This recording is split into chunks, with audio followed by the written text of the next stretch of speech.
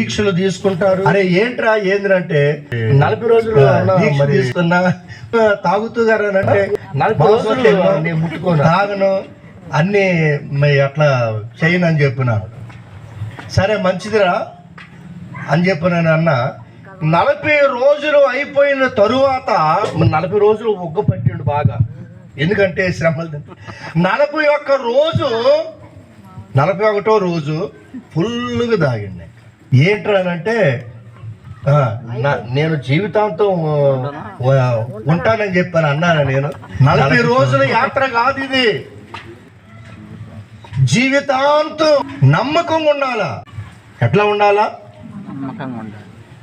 40 దినాలు నమ్మకంగా ఉంటారు. ప్రభువైన యేసుక్రీస్తు వారు శరీరధారి అయి మానవుడిగా భూలోకానికి వచ్చి అనేకమైనటువంటి వారికి మేలు చేశాడు.